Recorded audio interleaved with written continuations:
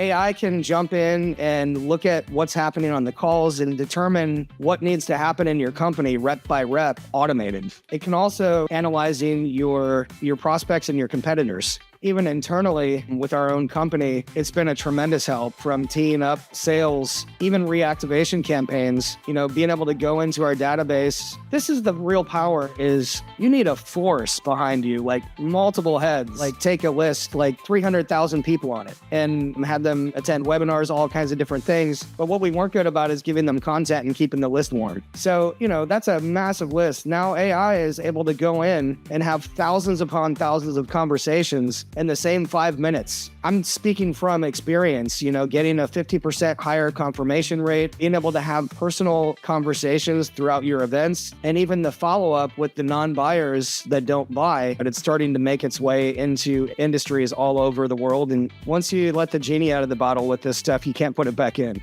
So, Brian, for businesses just starting to explore and implement AI for their sales organization, what are the first steps they should take? I would definitely say... You are listening to the Best Sellers podcast presented by Doug Dvorak, where the focus is elevating your sales boom. The Best Sellers podcast, your ultimate destination for winning sales strategies.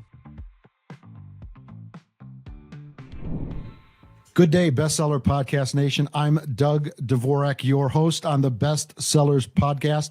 I'm founder and managing principal of the Sales Coaching Institute. Today's topic is AI as a force multiplier in selling. I have the high honor and privilege of having Brian Hanson, CEO of AI for Business. Welcome, Brian. Hey, how's it going? Thanks for having me. It's going great. It's going great. I am really excited, and I know our listeners are very excited. I'm so excited. I've even signed up for your AI for Business Bootcamp, June 5th through 7th. Brian, tell me a little bit about yourself and your background and what got you interested in starting a business such as AI for Business. Sure, absolutely. Actually, incidentally, many years ago, probably when I was about 14, I started getting into the sales side. So my longer history is actually in sales and running call centers, things like that. Sales ended up eventually turning me into a marketing guy. To me, they're kind of go hand in hand. Marketing is just a different form of sales, and it just started to pull me in. But I feel like my whole life, even when I was a kid, I was always looking for loopholes all the time. During school with my parents, I was always trying to find an easier way to do things. So the short answer to why AI is over all this time in building businesses and things, I'm always trying to find a better and easier way to do things, to make it more efficient. And AI is the ultimate loophole to so many things that we could never even get into at the tip of the iceberg, even on tonight's call. But ultimately, that's really what got me excited. I get a little burned out always doing the same repetitive things all the time. And so I like to find new and unique ways to generate more sales and leads. And AI is just this endless hole of possibility. And so I've become so excited with AI that I wanted to build an entire brand about it. So it's all I have to do every single day is live, breathe, and eat this topic. So that's all I do every day now is I obsess over the new AI tech and how we can apply it to sales, marketing, and business. Fascinating. Can you provide a brief overview of how AI is transforming the sales landscape today? Yeah, so it continues to grow, and for those of you that are keeping up with it, you're seeing this happen. For those that had known nothing about it, AI is one of those things that's rapidly transforming, like by the day, really. Every week, new stuff was coming out, and AI continues to improve. If we rewind the clock, maybe like a year ago, even, it was cool and it did a lot of neat stuff, but it was kind of more of a cute toy at the time. It still did massively amazing things. Don't get me wrong, but where we are today and where we are a year ago are much different landscapes. As far as how it's changing the sales side, I would say if I had to pick one, because there's so many, it's letting you get in front of people to make more closes. I would say over all the years that I've spent in sales, one of the hardest things is to go through leads that are maybe not the best leads, especially if you're running call centers. Nobody wants to call the dead leads, and or even just setting leads. Nobody wants to set, they just want to get on the phone with people that are ready to buy and cherry pick. Right. Mm-hmm. And so AI has changed that, where it's able to take all of your leads, whether they're new ones coming in or old ones that have been sitting there dying in your database, and it qualifies them and tees them up for the closer. So it's really good at taking repetitive tasks that nobody wants to do and doing all those for you. But ultimately, I think the way it's changing sales the most is taking over all the stuff people don't want to do and letting them focus on the stuff that they love, by a multitude of things that we can get into tonight. But in a nutshell, that would probably be the biggest thing is teeing up more people that you can sell. And thank you. And as an add-on to that, what are the most significant advancements in AI technology that have impacted sales strategy in recent years or months? I mean, the biggest one that comes to mind is definitely chatbots, because chatbots, in particular, like the one we use is called CloseBot. It's made for sales, but you can have conversations with people through Messenger, on social media, through text, through email, and it can remember all the conversations and switch platforms, but it can tee those people up for you. So having those conversations and being able to talk with people on a personal level has just been massive. A long time ago, when all this stuff started, people probably don't realize that AI has been around a lot longer than the last year. It just kind of started getting mainstream then. But then till now, you can't really distinguish if it's human or a chatbot anymore. Some you can. It depends what you're using and how well you programmed it. But the really good bots, it's almost hard to distinguish. And what we found generally are the closers that we have on our sales floors, they're great at closing. If you put them on text or working DMs on social media and stuff like that, a whole different ballgame. And we've actually found the bots sound better than our actual real people in the office. It does a better job. Of course, it's cheaper. And at the end of the day, the sales guys don't want to be doing that anyway. They hate that. So it's just become so much better at actually sounding like a human being and being able to tee up sales. On the voice side too, it's not just chatbots. Voice is really turning around. Months ago, it was really just a couple of real players in the niche, like Air, which a lot of people have heard of, and Bland. But now with ChatGPT 4.0 and other advancements, even the voice side, we're going to get to the point where we really can't distinguish if we're talking to a bot either. A true voice. It's starting to have emotions and not just sound robotic. It'll sit and chuckle at a joke that you say. And, it can read emotions and realize if you're stressed or if you're happy or sad. So it's growing so quickly in so many directions that it's almost hard to pinpoint. As a whole, it's just growing in every direction. I can't even say how fast it's growing because my brain can't even fathom where we are today. I would say probably within the next 2 years, we're going to reach AGI level. It could be sooner, it could be longer. But even the co-founder of OpenAI, which is one of the largest AI companies, believes it's going to be within 2 years. So just to give people a little bit of an idea of what that means for advancement, AI does one specific thing really, really well. So it can do like a single task really, really good. And sometimes you can have agents working together and doing multiple tasks at a time. When it reaches the AGI above the AI level, it'll think at or greater than a human level. And within the next, I believe it's 4 or 5 years, Elon Musk is predicting it's going to be smarter than every human in existence combined. So just trying to get your head around that, like we're in for a massive change in this world. And again, the people kind of following this stuff, and I know you are too, you're seeing it, but it's starting to make its way into industries all over the world. And the loan industry has a ton of AI working inside of it.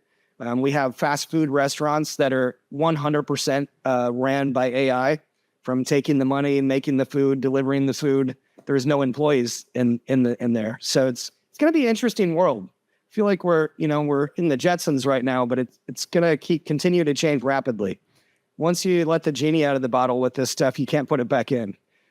So, and as thank you. That was fascinating. And as a sales person, a sales leader, a business owner, you can't put your head in the sand. The ubiquity of this technology.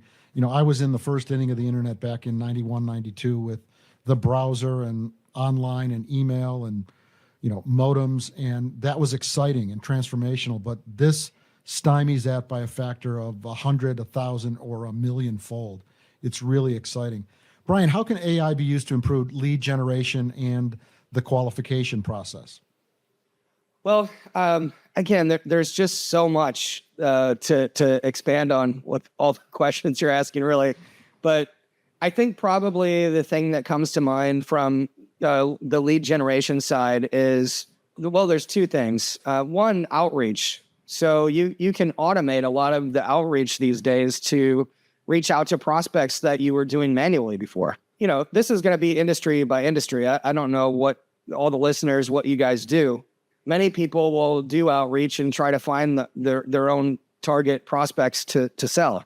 Now there's tools, HeyReach, which we've talked about, Doug. HeyReach is one where it'll reach out to people on LinkedIn. So it scrapes all the best prospects for whatever the topic is.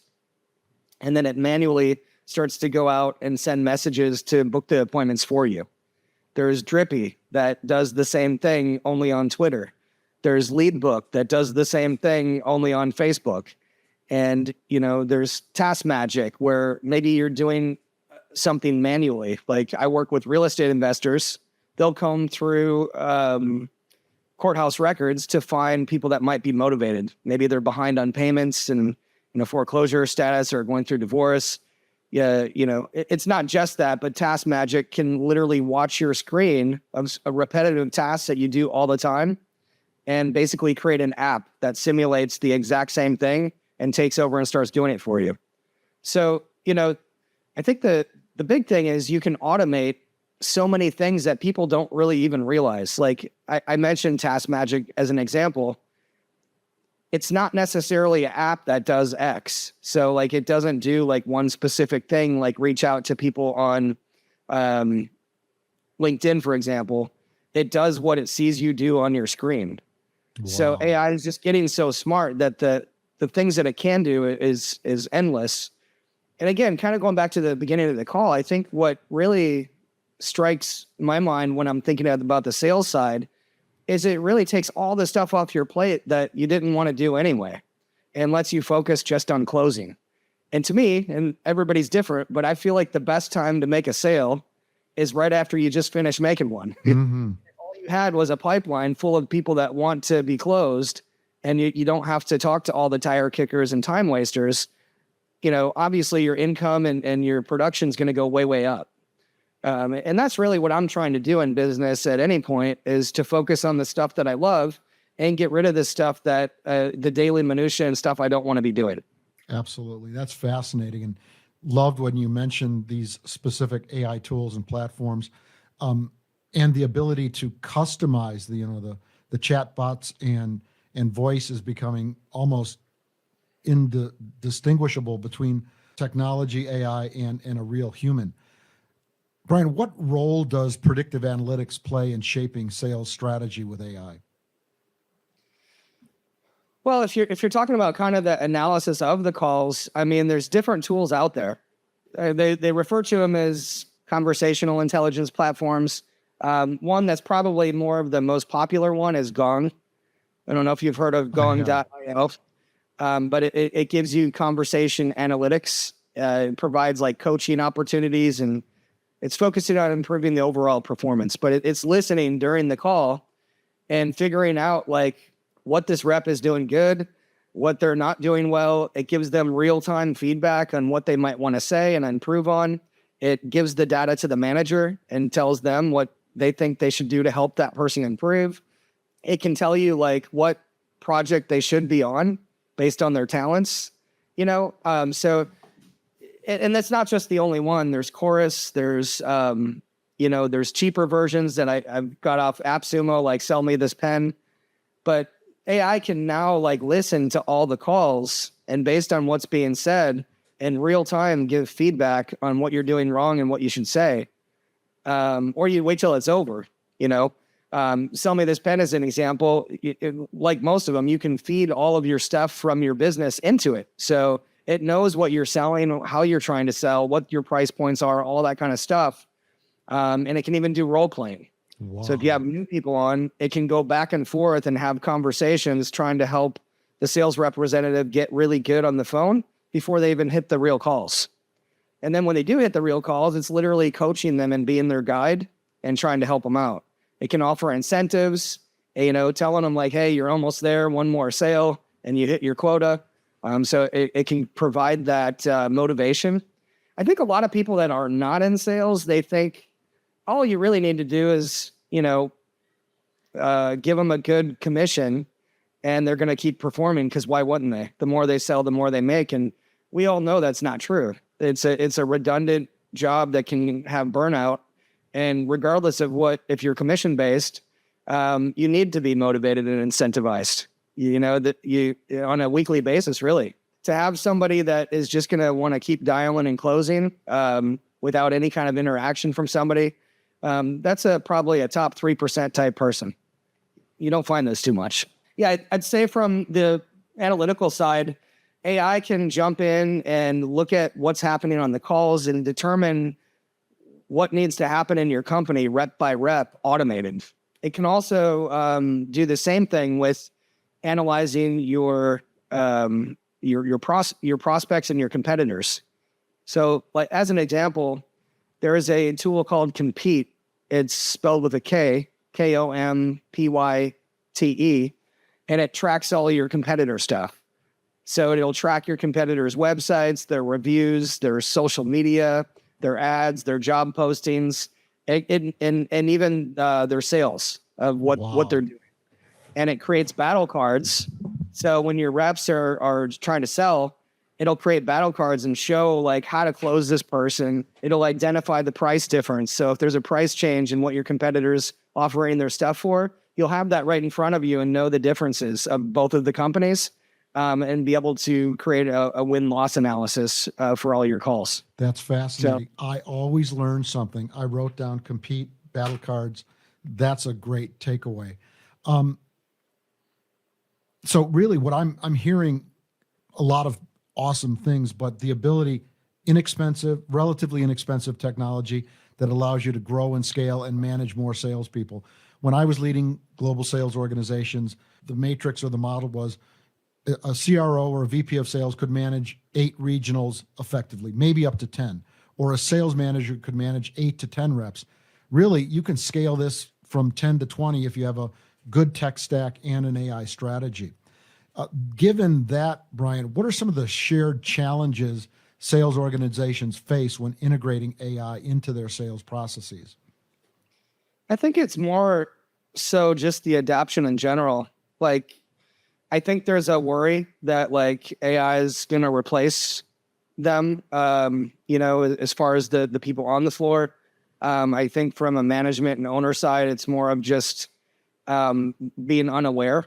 So like when I teach, because I teach a lot on AI and how it works, people are just amazed on what it actually can do. Because there's so many people that really don't feel like AI is even a serious thing. It's a flash in the pan type thing that's going to go away in a few months, and don't really realize how integrated it already is. So, I'd say from the upper level, it's more of just the unknown and not really understanding what it's capable of. Once that clicks for the owners or, the management side, they're like, how could I have ever lived without this? And then once the sales side, once they realize this is an enhancement, and, don't get me wrong, over time, it could be a real worry for even the sales side. I don't know. But at that point in time, because that's probably AGI level, it's a real worry for everybody. Mm-hmm. We don't know what's going to happen. Musk thinks that there's going to be a universal high income and you can choose to work or not work because there really just won't be anything to do anymore. So I think the worry part of it is something that it's not like an industry thing. Right now, it's taking advantage of this amazing technology to make a lot more money, regardless if you're on your phones or you're the owner of the company. if you have to start worrying about it, then, we're probably at a point in time where everybody does. Yeah. But there will be some shifting. So, there are certain things like, for instance, setting that might go away. But, the people that are currently on phone setting would just turn into closers, and let the AI make things easy. Because the AI, being able to have these one-on-one personal conversations and opening these things up and qualifying, it turns us into a new world where the closing side isn't as hard. Closing is difficult when you have to do a lot of work to get the sale to a close. But if the bot's doing most of that work up front, it's more of just, understanding the process of the closing in your product really well. So maybe some of the really, really big companies, they have positions that lead it all the way up and they work every single lead to the bone. Typically the companies that I work with and see, which are still very large multi-million-dollar corporations, they're not working the leads like they should. It's not that they're not getting called, but the money's made in the follow-up. And AI is able to follow up and follow up and follow up until they decide to get off the list or buy, which we're good with either one. Awesome. Brian, any ethical considerations sales organizations or companies should keep in mind when implementing AI in sales? Well, you definitely want to pay attention to what's being said. AI is definitely not 100% perfect. As far as the ethics side, I mean, there's just some things that you can do that it's more of the human decision that's going to get you in trouble. For instance, like there's tools like one that comes to mind is Drop Cowboy, an amazing tool that can do personalized voicemails. So the ringless voicemails, and I'm sure anybody listening that's in sales has heard a ringless voicemail before. It's very powerful. And if you have a list of people that opted in and came to you, this tool can be you and leave messages for everybody with your voice and using their name, which is extremely powerful. There's a lot of tools with AI that can personalize the stuff from you.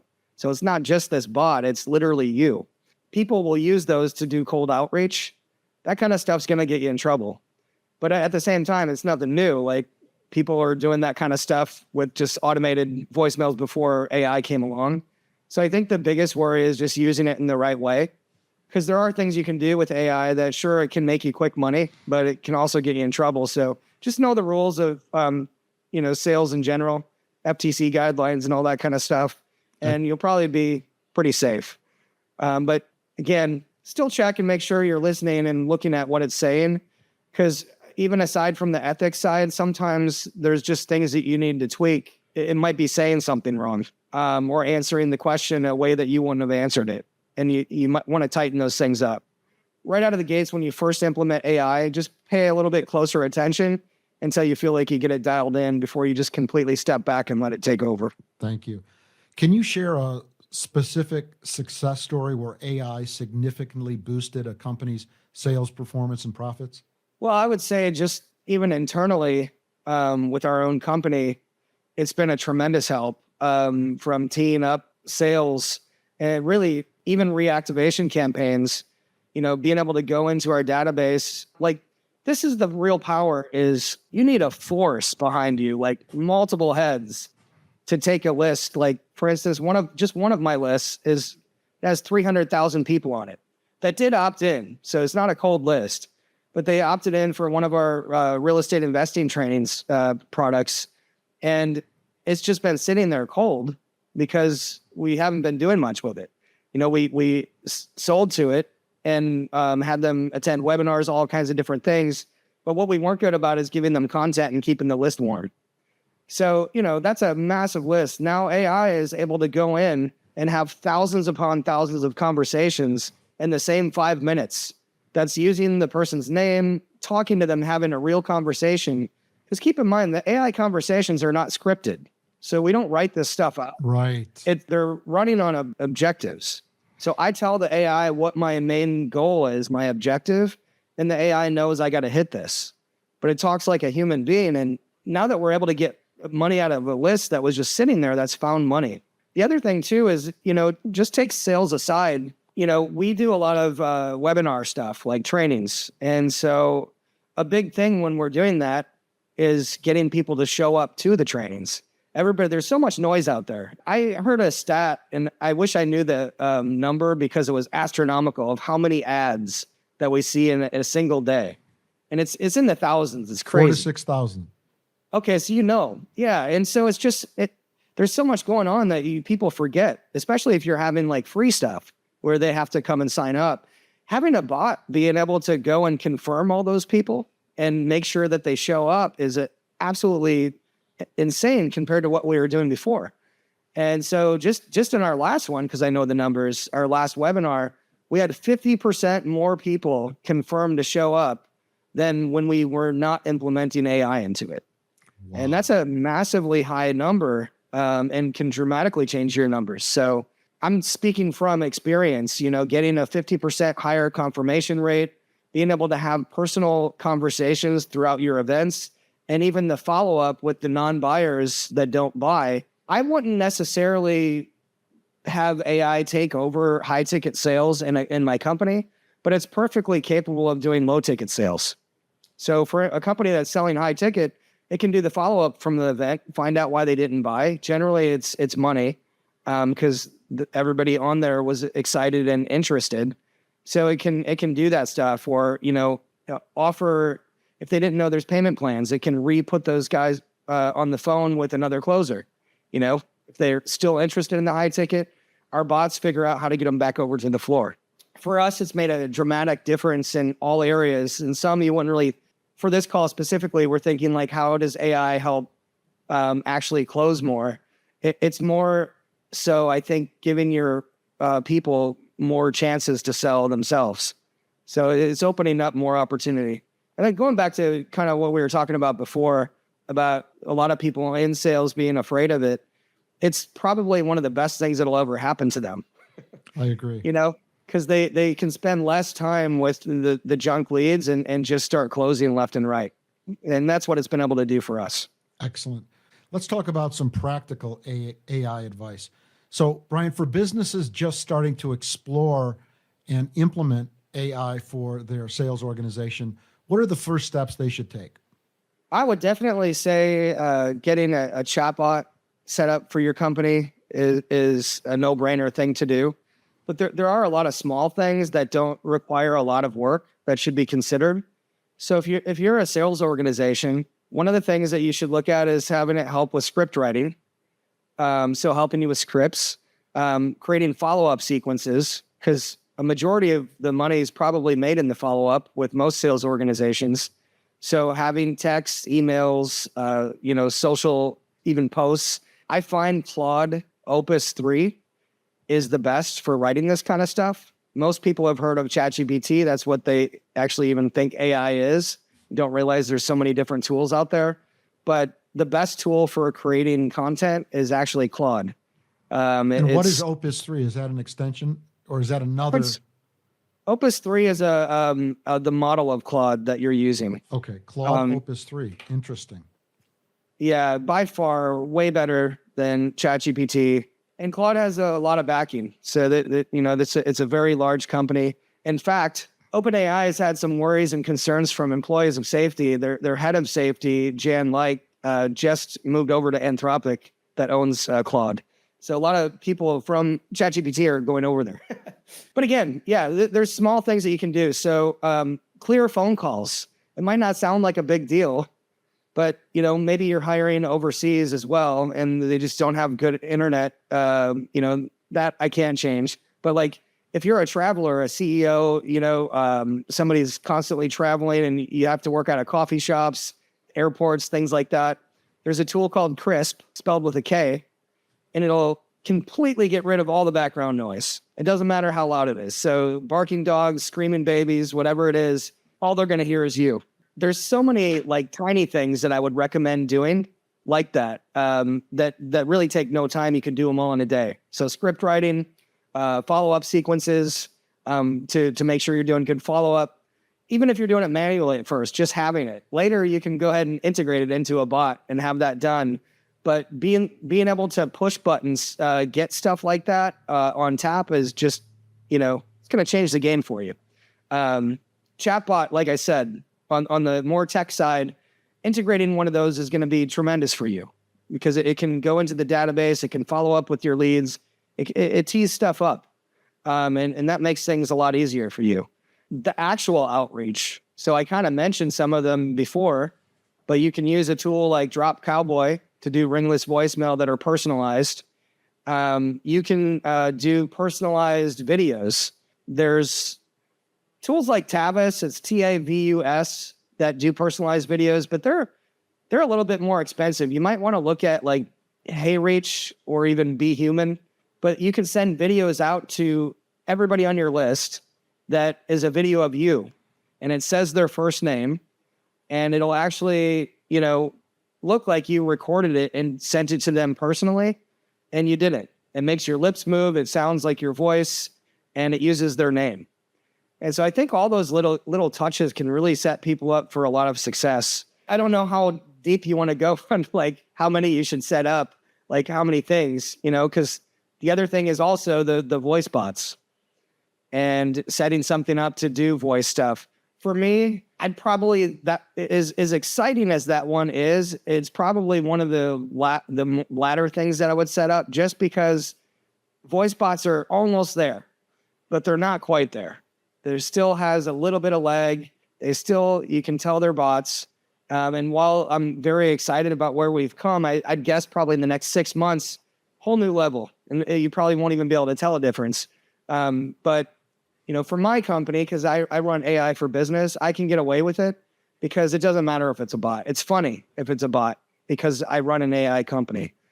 For a lot of the bigger companies out there, you just got to be careful what you use some of this with. And I would also caution when you're getting into these tools and trying to figure out what you're trying to use, you can go down a lot of rabbit holes. So if I rewind the question and could answer it even in a different way, what you should focus on, because AI can do way more than you think it can. It can do almost everything. Try to figure out the gap that's the biggest gap in your company, and that's what it is. So if you want my real answer of what to start with rather than just trying to generalize it, the AI itself is this massive rabbit hole that's going to have you chasing squirrels like crazy because it's so exciting. It really is, and you're going to be blown away by all the capabilities, but that's going to waste a lot of time, and you're going to be like, your head's going to be spinning, like, where do I even start? The best place to start is where could you use the most help in your company? Is it reactivating your leads? Is it getting more sets to your closers? Is it figuring out your price structure of what you should be pricing your stuff at? AI can do all that stuff, but you got to start with where you could use the most help, because there's probably a 90% chance that AI can fix that. Wow. And that would be the best place for you to start out with this stuff. Excellent. Couple of closing thoughts as we end our podcast.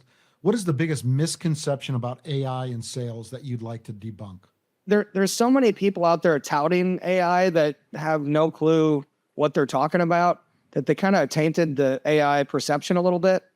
And then you get the people that really don't understand what's behind the scene. All they think it is GPT, and maybe it writes a couple emails, like they don't understand the capabilities. It is very powerful, and it isn't going anywhere. So like kind of going back to the beginning, the opportunity with this is far, far superior than the .com boom or anything else that you felt like you missed out on. Whether you felt like you missed out on Bitcoin or .com or whatever it is in the past that it's like, man, I wish I would have acted faster. This is the one. That's more powerful than anything we've ever seen. Like there's something coming right now that's going to be smarter than all of us in our entirety of humans combined. It's going to be smarter than us. That is not something to overlook. So don't take it as a joke. It is a little bit scary, in the wrong hands without the right safety precautions. I kind of said before, once the genie is out of the bottle, it's out of the bottle. That's why it's so important that everybody builds responsibly. So I'm not saying it couldn't be dangerous, but I'm hopeful that it's not going to be dangerous for us. And I'm hopeful that we can all continue to build and create amazing things with it. Right now, you can do things that you would not imagine that you can do. You can build a website in 60 seconds that looks beautiful. Wow. That prior would have taken you $5,000 to have built. And there's tons of sites you can do that on. You can build a more simple one on a site like Mixo, Mixo. I like ZipWP because I really like WordPress for SEO. ZipWP makes a full-blown site. There's tons of them, but you can make websites, you can make graphic ads now. So if you wanted to run ads on Facebook and create something that has words on it that reads really well, there's sites like Ideogram. It's IDEOgram. You could do it with ChatGPT, but it usually gets the words wrong. It does. It's kind of kludgy. I've tried it. It gets them right 9 out of 10 times usually. But you can do so many. You can build an app. Like there's a tool called Bubble right now. You can literally create the next Zillow, like the entire Zillow site in less than a week. The way that you can build at speed right now with no code, almost anything you can fathom. I can take a picture of a CRM, like somebody else's stuff, and have it built just by the picture right now, in seconds. I can, and this is GPT, I can go onto a whiteboard and draw what I want to create, and it'll write the code for it. Keep in mind that this is much bigger than you probably think. We have Neuralink now where people are having chips implanted into their brains, and they're taking control of their computer by thought. Like, that's Star Wars. That's the Force. Like, this is really happening with real people right now. So dig in. Make sure you take it seriously, because if you let your competitors get onto this stuff and you didn't, and there's still time, you're still early, they're going to wipe the floor with you. And there's no other way to put it, because they're going to be able to move fast at a very, very low cost, and it'll be precise.